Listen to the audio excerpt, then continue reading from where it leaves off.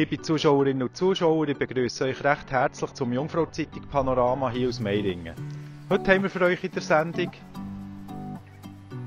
vor dem Entscheid vom GGR Interlaken zum Desalp-Areal ein Blick auf den Stadt-Land-Graben.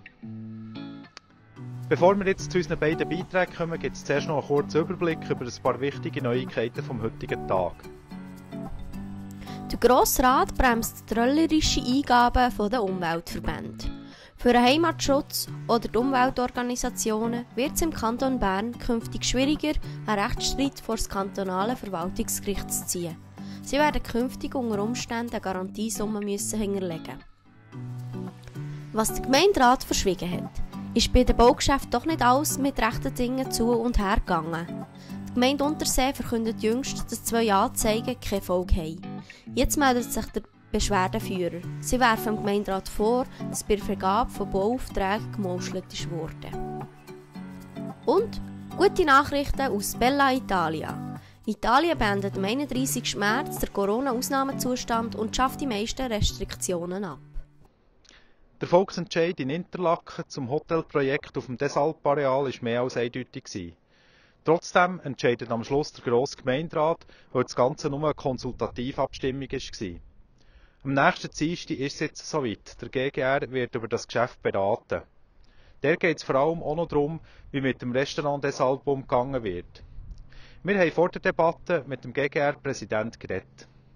Ja, mein Name ist Marcel von Almen, ich bin Präsident von der SVP Interlaken, wie auch der GGR-Präsident von Interlaken.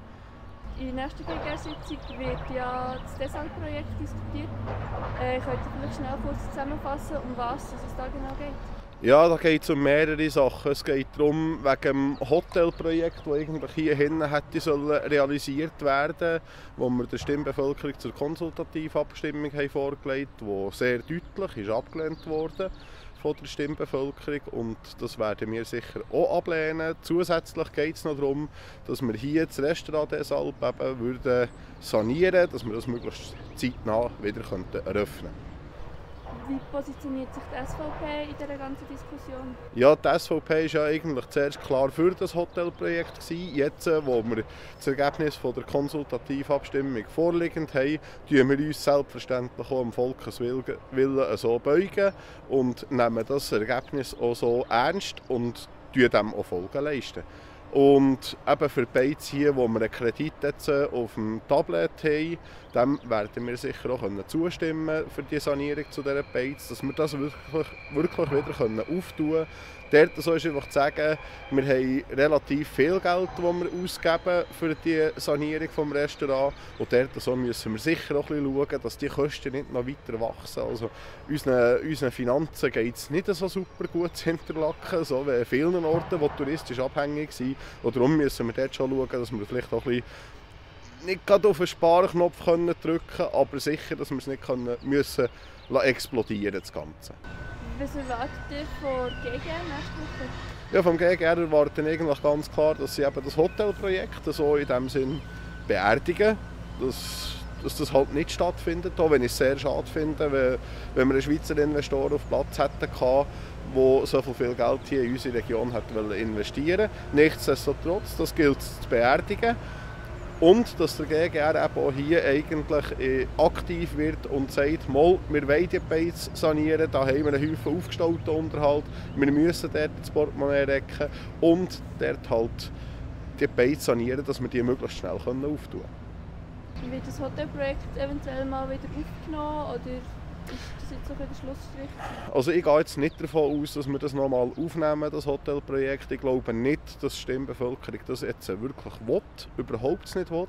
Jetzt haben wir eigentlich summa summarum 3-mal Anlauf genommen mit hier einem Hotel bauen. Die Stimmbevölkerung hat 3-mal gesagt, nein, wollen wir nicht. Und dann finde ich es nicht glaubwürdig, wenn wir jetzt sagen, jetzt kommen wir noch das 4. Mal damit. Also sicher nicht in absehbarer Zeit. Wenn das in ferner Zukunft wird aussehen, ich gehe jetzt davon aus, dass der jetzige Gemeinderat wie auch der GGR wahrscheinlich nie mehr etwas zu tun haben mit dieser Zone hinten dran bezüglich Hotel. Politisch hochgekocht wird in jüngerer Zeit auch der Stadt-Land-Graben. Wir haben mit Aline Trede, der Fraktionschefin der Grünen im Nationalrat, geredet und sie gefragt, was sie von dieser ganzen Debatte halten. Sie sieht in diesem Stadt-Land-Graben vor allem ein künstlich erzeugtes Konstrukt. Gegenüber meinem Kollegen Benjamin Abeckle hat sie erklärt, wo dass sie Handlungsbedarf sieht und welche Probleme aus ihrer Sicht mit künstlichen Findbildern und Wohlstandsverwahrlosung zu tun haben.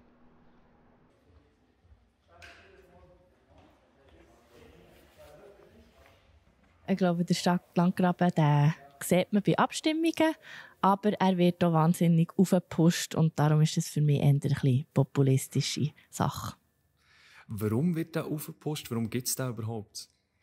Ich glaube, es ist recht viel einfacher, wenn man einfach so in schwarz-weiß denken kann oder auch reden. Und ich glaube, wenn man wirklich nachher die Leute lernt kennen oder wenn man zusammen redet oder alle fahren eigentlich hin und her, dann merkt man, dass der Graben gar nicht so tief ist.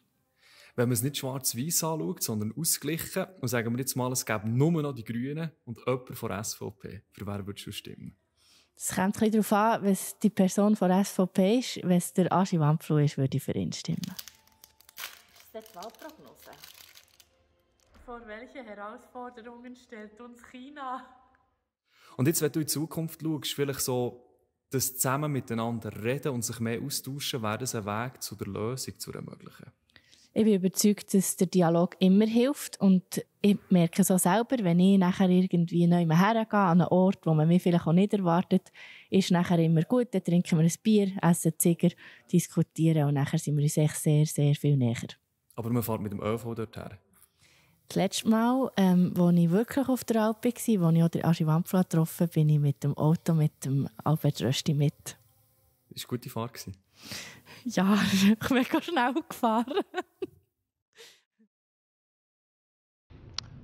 Ob am Wochenende das Wetter lockt, um den virtuellen Stadt-Land-Graben zu überwinden, das seht ihr gerade anschliessend in der Prognose.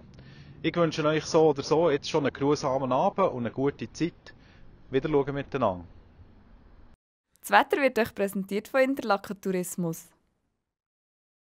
Meine Damen und Herren, es ist Freitagabend, der 18. März. Grüezi euch miteinander und ganz herzlich willkommen zum Jungfrau Zeitungwetter für den Kanton Bern.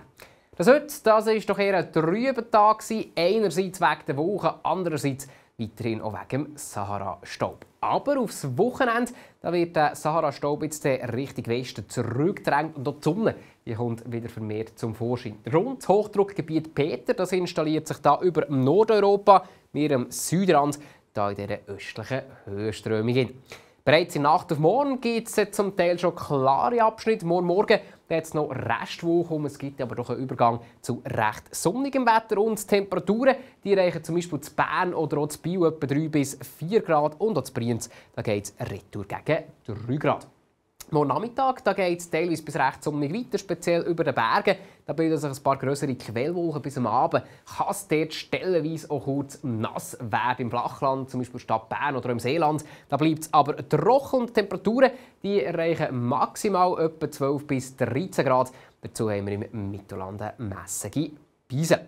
Es geht dann ruhig weiter. Am Sonntag starten wir astronomisch in Frühling. Zuerst haben wir noch dichtere Wolken im Verlauf des Tages, kommt aber zunehmend die Sonne zum Vorschein. Die Temperaturen die reichen in Interlaken maximal 13 Grad.